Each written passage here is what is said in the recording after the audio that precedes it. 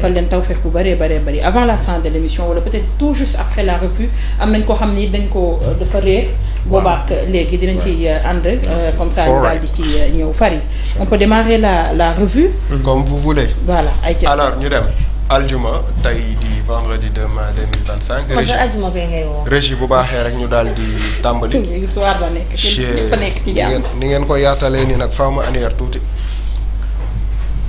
alors ñu tàmbali revue des titres tey di vendredi 2 mai 2025 le quotidien yéenekaay ñëw na nag ci signature du pacte de stabilité sociale démb la woon fële nga xamante ni mooy ca primature du Sénégal àndoon ci avec le premier ministre bi nga xam ne teewe woon na boobule daje waaye itam les partis yi nga xamante ni sont concernés ñëwoon nañu Mody Guiro daal dina yëkkati ay kaddu ñoom nag quotidien li ñu ci wax rek muy 8 mai y a toujours un mai pendant lañ ci yëkkati ci ay kaddu ñu jàll ci cemp li nga xam ne mooy Mody Guiro li mu wax le monde du travail fait face à des tentatives de remise en cause des acquis Baydi Agne itam le temps est à l'action pour la mise en œuvre Cheikh Diop que les accords signés ne fassent plus l'objet de revendications Diomaye j'engage le gouvernement au respect strict des accords Abbas Fall honoré par le bruit des casseroles des travailleurs licenciés loolu nag mooy li nga xamante ni rek moom quotidien daal dina koy indi ci li nga xamante ni rek mooy signature boobu la ñu dem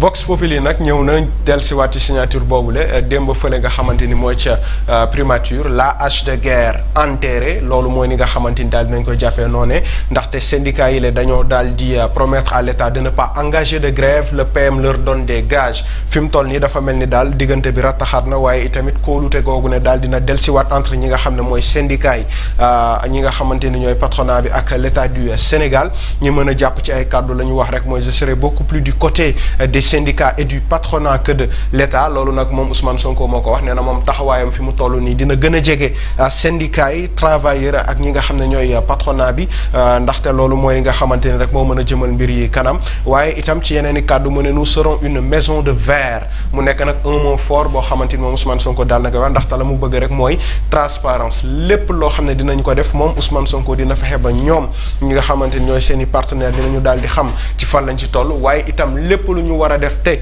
am ci ay gàkk-gàkk itam dinañ leen woowaat di toog waxtaane ko xool naka lañ ciy demee loolu mooy ay kaddu yoo xamante ni moom daal dina ko yëkkati Ousmane Sonko Modou Guiro itam synthèse la mu wax rek mooy signer un pacte est une chose mais le plus difficile c'est ce que nous devons faire ensemble mooy li nga xamante ni rek mooy la jàpp ni mooy li gën a métti ci mbir mi maanaam dëgmal li nga xam ne mooy pacte boobule les 8 préoccupations du secteur privé et les décisions attendues selon Baydi Agne président du CNP il nous faut tout simplement être ensemble et agir ensemble état secteur privé syndicat et travailleurs la mu gëm nag mooy lan mooy ne ñëpp booloo ku ci nekk jàpp la ñu war a def ñu def ko ndaxte loolu mooy indi réussite bi les pacte social ndaxte jàpp nañu daal pacte la boo xamante ni mën naa woy waaye itam pacte la boo xamante ni mën naa indi ay yomb ci diggante bi nga xamante ni ñoom am nañu ko partenariat yi nga xam ne daal dinañu koy am poursuite contre le maire des Agnam refus de son cautionnement le ras-le-bol des amis de sympathisants de Farba Ngom trop c'est trop ne nous poussez pas à la révolte ça suffit loolu nag ay kaddu la yoo xamante ñoom daal dinañ koy yëkkati jàpp nañu ni daal ni ko Ngoné waxee rek enough actuellement trop c'est trop li ñu bëgg rek mooy ñu bàyyi ki nga xamante ni mooy Farba Ngom ndaxte ñoom jàpp nañu ni acharnement politique la ñu dem enquête yéenekaay yow ñëwaat na ci 1er mai wu démb bile les cœurs n'étaient pas à la fête en tout cas loolu la ñu daal di andi pour wax ci état et les centrales ont signé hier le pacte de stabilité sociale dans une ambiance pesante Moustapha Cissé SYNPICS plaide pour une presse régulée jamais instrumentalisée loolu nag mooy coow li nga xamante ni rek ñoom daal dinañ koy bëgg la ñu bëgg fi mu toll nii rek mooy ñu respecter lépp li nga xam ne mooy engagement la waaye itam ñu daal di yombal liggéeykat yi seen bu mbir ndaxte bu ngeen gisee image bii nga xamante ni démb ça a fait le tour des réseaux en tout cas pour symboliser agent yi nga xamante ni daal dinañu leen licencier ñoom moo war a rek ñu daal di indi loolee ngir rek mën a wone seen ab mer waaye itam moo ne li nga xamante ni mooy seen bëgg-bëgg par rapport ak liggéeykat yooyu la ñu dem Assane ñu dem point actu génne woon naa ko de Fête du travail, gouvernement, syndicats et patronat unis autour d'un pacte de stabilité sociale. Selon moom le président Bassirou Diomaye Diakhar Faye, le dialogue social est destiné à prévenir les conflits. La mu wax nag ci loolu ñu tekkil leen ko ci kàllaamay ko ci mooy jamonoy tey signé wuñu dara parce que dañoo nekk situation de crise waaye dañu ko def ngir mën a ëllëg ñu bañ a àgg ci ay situation de crise ndaxte jàpp nañu fi ñu toll nii il faut ñëpp toog waxtaanee li nga xam ne mooy réew mi waxtaanee li nga xamante ni moo les défis de les enjeux ngir rek ñu mën a àgg ci situation boo xamante ni dañuy daal di évoluer en tout cas dans la recherche de solution loolu nag mooy kaddu yi nga xamante ni moom daal dina koy yëkkati moom itam j'ai demandé à mes ministres de rester ouverts autant que possible mu nekk ay kaddu yoo xamante ni Ousmane Sonko daan na ko wax nee na képp koo xamante ni partenaire la képp koo xamante ni bokk nga ci en tout cas kuréel yile dañoo war di la déglu ngir rek mën a àndandoo liggéey ci ni nga xam ne mënee nañ ko naam sax ministres yi mënuñu à chaque fois di nekk ci ay audience waaye quand même nañu jël le temps pour rek mën a waxtaan ak ñi nga xamante ni ñoo nekk ci yile ponc ndaxte loolu dafay indi rek ñu am transparence waaye itam ñu mën a xam dëgg-dëgg ana fan lañ toll ci liggéey bile. Rapport la Cour des comptes itam près de 400 intellectuels proches de PASTEF appellent à la censure de Jeune Afrique. Le CRDP-50 demande la suspension temporaire de Jeune Afrique, JA coupable d'un article tendancieux et volontairement déséquilibré. L'hebdo français tente de remettre en cause li nag mu nekk ab coow boo xamante ni fan yi rek gis nañ ko Jeune Afrique indi benn une boo xamante ni bu xaw a comme ni ko kii bi tuddee rek tendancieux et volontairement déséquilibré. Dans tous les cas mu nekk coow loo xam ne rek tax na ñu bëri jàpp ne dañu ko war a suspendre fi nga xamante ni mooy ci réewum Sénégal en attendant li nga xam ne mooy réaction bi ci état bi di def ñu dem yoor ñëw na nag ci pacte de stabilité sociale bi le président Diomaye s'engage fi mu toll nii nag jël na li nga xamante ni rek mooy ay dogal jël na li nga xamante ni mooy le départ la mu bëgg mooy ñu ànd ci pacte de stabilité sociale boobule waaye itam respecté ko à la lettre ca nanu ko mënee ndaxte loolu mooy indi gaz de confiance bi nga xamante ni wala boog moo koy matal ci niñ ko tàmbalee le premier ministre Ousmane Sonko itam daal dina ratifier lépp loo xamante ni rek boo tënk nañ ko ci boobule pacte la mu gëm rek mooy dañ cee war a àndandoo dox ci waaye main dans la main nekkul loo xam ne l'État moo koy def waaye tous les partis en tout cas concernés dañuy àndandoo ci exercice waaye itam ci application boobu le pacte de stabilité sociale loolu Ousmane Sonko daal dina koy wax. Boubacar Camara un homme d'État au secrétariat général du gouvernement loolu itam mu nekk beneen nouvelle boo xamante ni daal dina wàcc dans la semaine keroog ci mercredi bi nga xamante ni moom la ñu tuppee mercredi Baye Bass mu nekk nag mbir boo xamante ni beaucoup de Sénégalais en tout cas ont applaudi et ont félicité bu baax a baax le gouvernement ci recrue bu am solo bi nga xam ne def nañu ko ñu dem.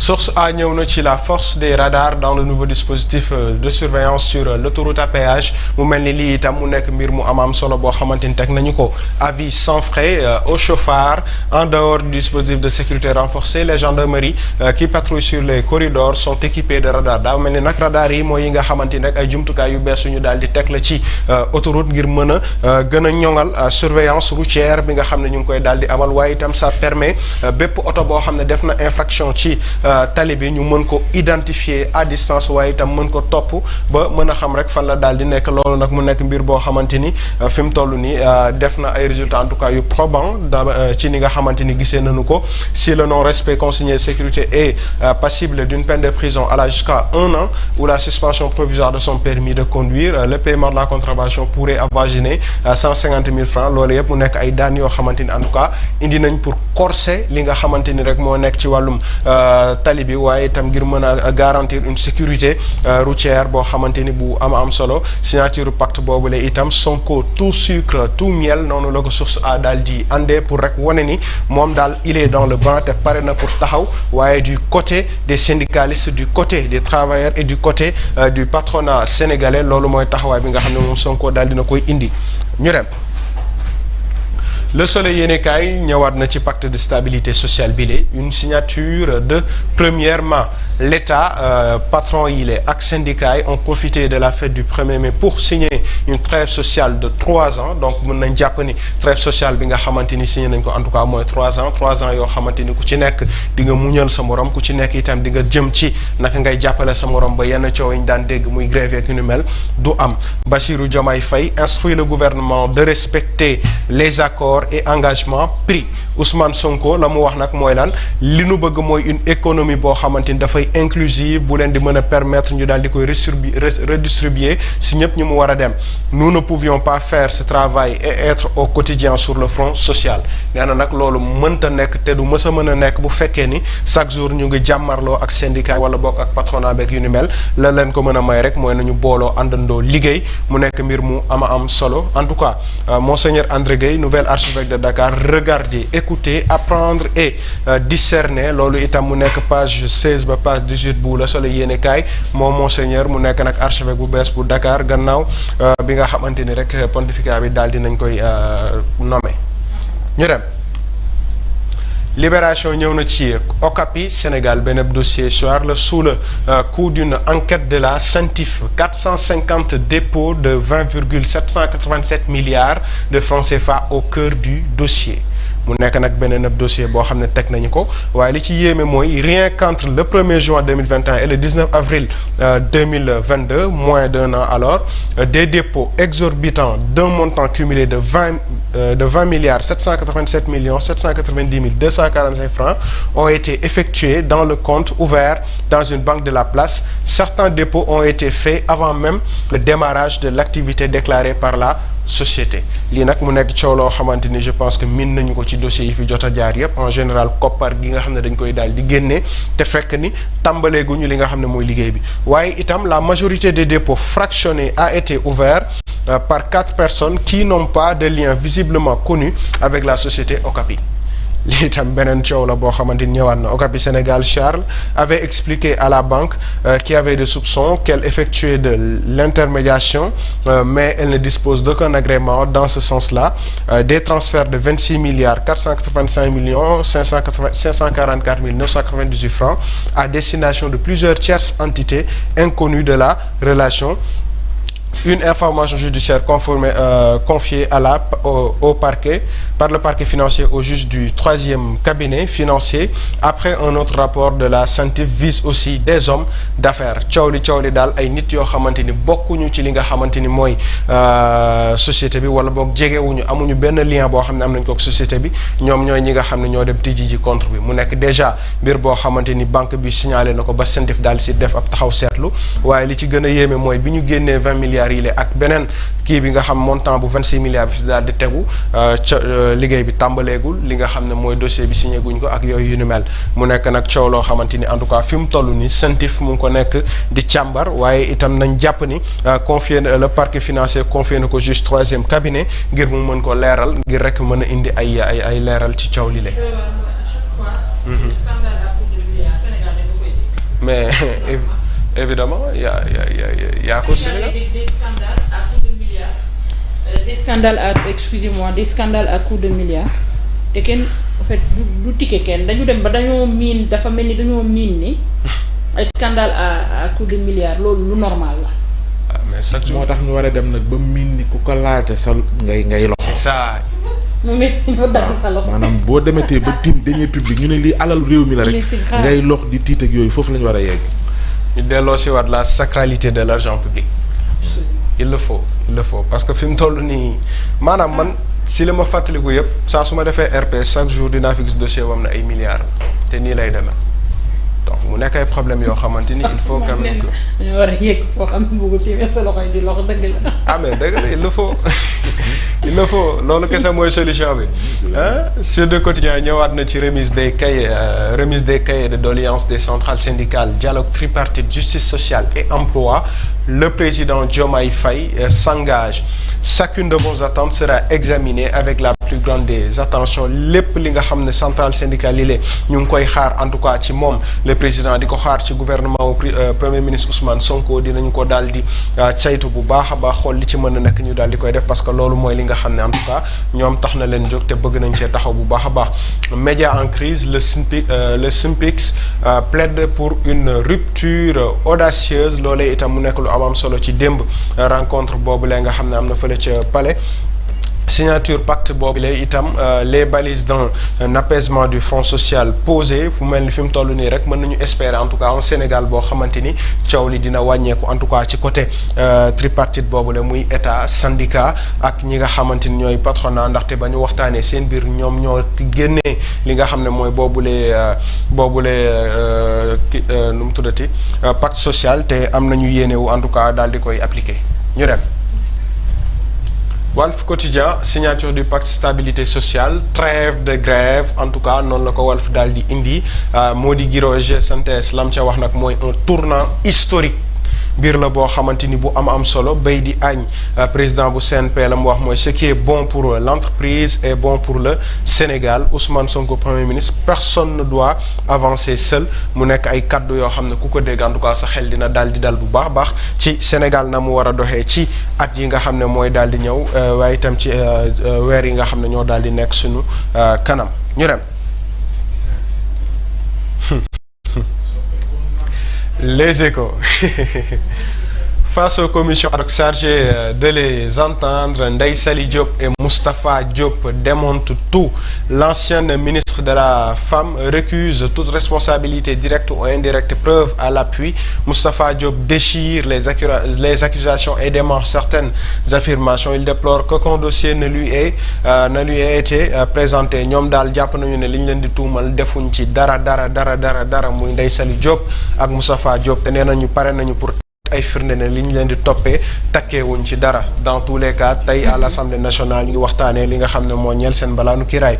Affaire Farba Ngom, ses partisans dénoncent un acharnement et une injustice sans aucune raison. Le juge lui refuse le cautionnement alors que 3 points de suspension ndaxte jàpp nañu li ñuy refuser yooyu les cautionnements dañoo bëgg rek maintenir Farba Ngom ci biir kaso te nee nañu jàpp nañ loolu du dëgg du yoon dañu ko war a bàyyi. mu daal di génn comme ni ñuy bàyyee ñeneen. Sa famille est harcelée, leur maison fouillée, des filatures 24/24 et ses enfants traumatisés. Même ses frères sont convoqués. Le régime veut décimer sa famille. Est-ce pas un mot de trop en tout cas pour dire décimer? Dans tous les cas les Échos yéenekaay moo ko daal di bind ñu dem. Record ñëw na fii ci sport ngir waxtaan ak ñun ci beach soccer mondial 2025 première journée le Sénégal défie l'Espagne cet après-midi tey nag la ñuy daal di amal ab seen match bu njëkk te Espagne lañ ko fas yéene dajal ci beach soccer mondial bi nga xam ne tey mooy première journée bi Sénégal nag nekk équipe bu ñuy bàyyi xel lool sax ci li nga xam ne mooy discipline bi la di beach soccer en tout cas on leur souhaite une très bonne réussite te am nañu yaakaar ne mën nañu indiwaat coupe bi encore une fois fii nga xam ni mooy ci réewum Sénégal. Jackson itam mène Chelsea vers la finale loolee itam mu nekk double buteur contre Legia 4-1 Papa Matar et Spurs sérieuse option loolee yëpp li muy wane daal man li ma cëppal solo mooy nañu maintenir état de forme bi ndax kaan baa ngi ñëw te on aura besoin de vous les Lions en tout cas. waaye baal bi de am nañ defet de man te jaaxle naa moo tax ma koy aveugle. déedéet bu leen ko topp ñun curieux xaw ma ñoom la. ñoom daal fu ñu gisee noggatuñu. mën nañu mais ci ay différence yu ndaw nag. ñu jàpp ñu def ñu mu leen ne. ay bête noire lañ. c'est ça ay bête noire lañ. mais kii ñaaw na de nañ xool lu ñu saafara ut ci saafara boobu curieux mi. c'est que li ñuy raté aussi dafa bëri. ci kanam moom sañ na de. waaye kii du ci kanam. tonton Boubacar Camara jéngu du moom Fary le nouveau EG du gouvernement du moom Camara mooy yéen Alaaji Boubacar Camara nekk nii de boops yooyu daal borom xam-xam wax ñi di fàtte couleur yim dajale moom mais couleur dafay annoncer été bi xoolal bu weesoo sax il communique très bien waaye waxtaanam dafa neex ba fluide. non c'est le meilleur choix. boor boo mënti nekk naa la danga koy xam-xam kañ am na ko macha allah. très sincèrement te woon ci campagne bi mu commencé yéeg ci président bi di wax. nga xam ne kii. non Ousmane Sonko ngay gis il parle sénégalais wax ma il parle wolof il parle sénégalais. day wax sénégalais yi di dégg mais moom it il parle sénégalais. très bien macha allah.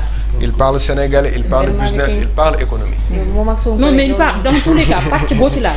il va parler sénégalais day fexe ba sénégalais yi daal di dégg. voilà comprendre li muy wax. boo soxla naan jiixi jaax li mu wax leerul day wax rek nga dégg. c'est ça. kii duo ak Ousmane Sonko. waaw naay du nelaw de. kii moo gën ko xelal wala. tonton Kourou naay du nelaw de tonton Boubacar ak tonton Ousmane. mais passement li ngay wax ci syndicaliste yi léegi. tonton Boubacar rek ak tonton Ousou. syndicaliste yi saa yi. Diomaye nee na leen jox ma sa 5. nee na ko. jox ma sa 5. ñoom ñëpp ñu tàllal. ah mais nag yow nag kaay ma wax la fii ay paa rek ñoo fa nekkoon ñoom ñii ñëpp ba ñuy nekk syndicat fekk na tonton Diomaye boobu xale la woon mu dem ba nekk président ñoom ñu kii fa baab ñi dañ leen war a changé de. andi ndaw ñi parce que ñoom fi ñu nekk ñëpp am na ay xale. joxe nañ 5 mais ñoom chaque jour ñooy ñëw pale. joxe nañ 5. ma ne nañ joxe ay 4 5 nañu bàyyi xale yi di ñëw ay paa yu rëndëng ñooy dox di ñëw nañ bàyyi xale yi gis seen kii tamit. ndaw yi ci lañ bokk ci réew mi. mais pendant ce temps. mais yow ñi ngay dégg ñëpp yow ba nga nekkee les travailleurs licenciés. mooy waa RTS wala. waa RTS. Kader maa ngi lay nuyu bu baax a baax. ñoom démb ñëwuñu fële ñëwuñu. waaw gis na yii dem mer nañ nag. waa rassemblement des travailleurs du Sénégal. ah kon du RTS. du 1 du 2 du 3 du 4. ñoom fi ñu nekk am nañ jot nañoo am syndicat. rassemblement. R non demal. des travailleurs T. ñoom fi ñu nekk jot nañoo am syndicat. ah. en tout cas média interdit am na ku leen représenté fii de. waa kay kan la. Salma doo xool ne ndax xam ne woo ko. Aïssa Diop Fall la. tata Aïssa Diop nekk sipp bi. fii daa stylé. yee yow nag tonton Odia xam nga loo fàtte def mooy col buy def nii. dafa waroon tarax la ay. waaw dama waroon tarax la waaw mais Odia nag dafa mën a tooñ lii moom kaay ma wax la boo gisee plainte bu tata Aïssa Diop la même dafa wéet ci xeex bi de ñee seen bopp feeñu ñu ci ginnaaw 1 2 3 4 5 6 am na 7 ñu nekk ci ginnaawam. ñu yemale ko foofu ba lundi. ah déet taxawal des na. waaye bu soo waay Odia bu mu des nañu nekk. waaw dama leen di bàyyi ah. tonton Boubacar li mu wax doo ci wax. ah tonton Boubacar. waaw lu mu wax rafetlu na ko de nee na ko président Diomaye. waaw avec ma nomination vous faites du travail. travaillons ensemble. waaw léegi nag ku nekk ak sa dégg-dégg ci wax ci. que personne ne me demande lu ma ci dégg. bonne nuit. à lundi incha allah. mais wax doo ko gis. non dama bëgg a xam média interdit. waaw yow yaa wax kan moo wax ci yéen ne daa am ku muy niroon. yow la Fary la. déedéet dama ne. kan la leen di niroon. man man damay niroon dama gis Odia ki mu ci bind muy ADF mooy Aïssa Diop Fall. waaw léegi man dama laajte. léegi te ñu tontu la. waaw jeex na tam moom mi sax xam na kan la. c'est vraiment la défaite du travail hein. merci. ah sa digganteeg yàlla. pourtant ci yow laa ko yaakaaree woon de.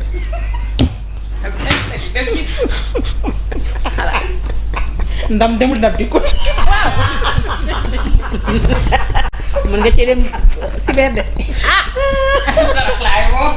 fi moom ndam dem na ndam di ko. ah yàlla baax